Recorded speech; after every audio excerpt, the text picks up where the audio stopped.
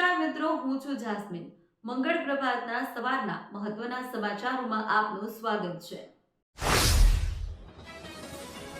ઊંઝાગંજ બજારમાં હાલમાં દૈનિક નવા જીરાની અંદાજિત 2500 બોરીની આવક જોવા મળી છે. નવા જીરાના સુપર ભાવ મણે 4300 થી 4350, બેસ્ટ ભાવ 4200 થી 4300, મીડિયમ ભાવ 4000 થી 4200 સુધીના જોવા મળ્યા. જૂના જીરાની આવક 8000 બોરી રહી હતી.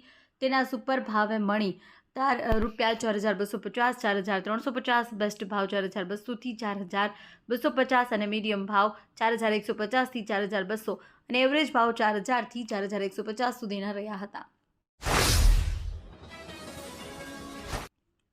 ઊંઝા તાલુકાના સુરાપુરાથી પડી જતા રોડ પર મોટરસાઇકલ પર જઈ રહેલા 3 યુવાનો પર છડી વડે હુમલો કરવામાં આવ્યો હતો. ઘટનામાં 3 યુવાનોને ઈજાઓ પહોંચી હતી, જેમને સારવાર માટે હોસ્પિટલ દાખલ કરાયા છે. ઉનાવા પોલીસે 2 ઇસમો વિરુદ્ધ ગુનો નોંધી તપાસ હાથ ધરી છે.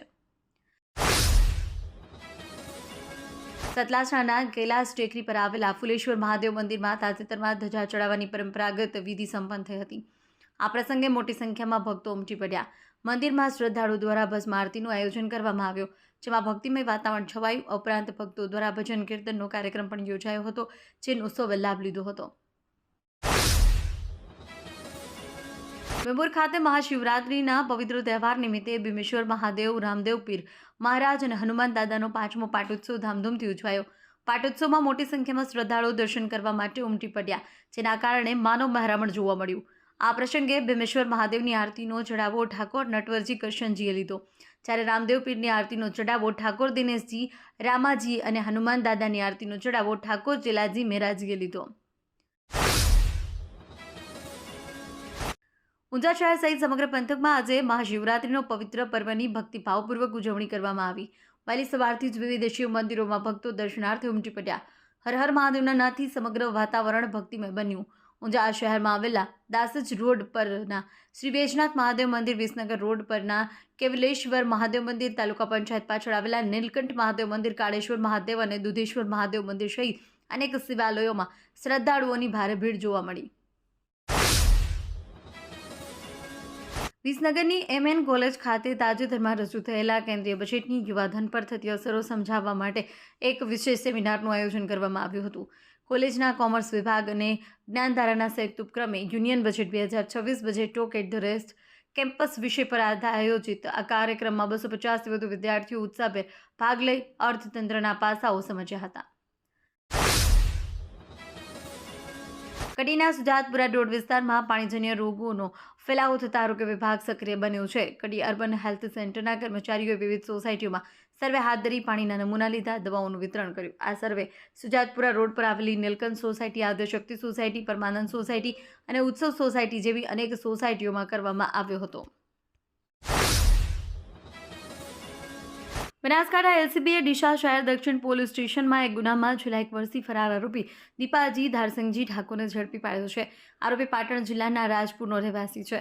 બનાસકાંઠા જિલ્લા પોલીસ અધિક્ષક પ્રશાંત સુંબે જિલ્લામાં નાસ્તા ફરતા આરોપીઓને પકડવા માટે કડક અમલવારી કરવા સૂચના આપી હતી. સૂચનાના આધારે LCB પાલનપુરના પોલીસ ઇન્સ્પેક્ટર એવી દેસાઈના માર્ગદર્શન હેઠળ કાર્યવાહી કરવામાં આવી હતી.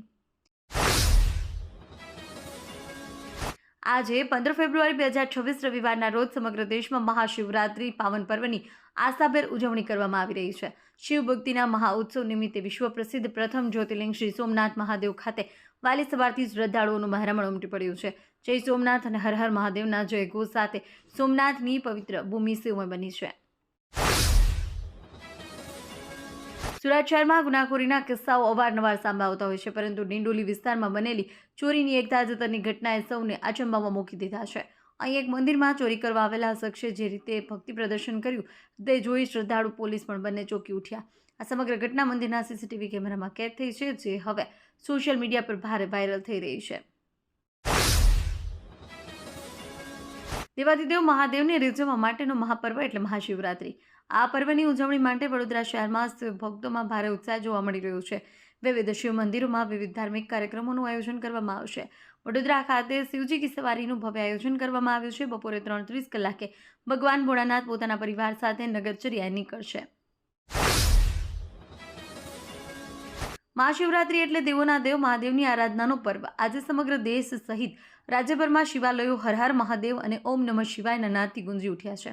ત્યારે શહેરના પૂર્વ વિસ્તારમાં આવેલા રખિયાલમાં સુપ્રસિદ્ધ ચકુડિયા મહાદેવ મંદિરે વહેલી સવારથી ભક્તોનું મહેરામણ ઉમટી પડ્યું હતું. આસ્થા અને શ્રદ્ધાના સંગમ સ્થાને હજારો ભક્તોએ દાદાના દર્શન કરી ધન્યતા અનુભવી હતી. ઉત્તર ગુજરાત યુવક મંડળ સંચાલિત બોમ્બે મેટલ પ્રાથમિક શાળામાં 13 ફેબ્રુઆરીના રોજ દ્વિવિધ કાર્યક્રમોનું આયોજન કરવામાં આવ્યું હતું. આ પ્રસંગે શાળાના બાળકોને મધ્યાહન ભોજનમાં મોહનથાળ પીરસવામાં આવ્યો અને અંધશ્રદ્ધા નિવારણ કાર્યક્રમ પણ યોજાયો.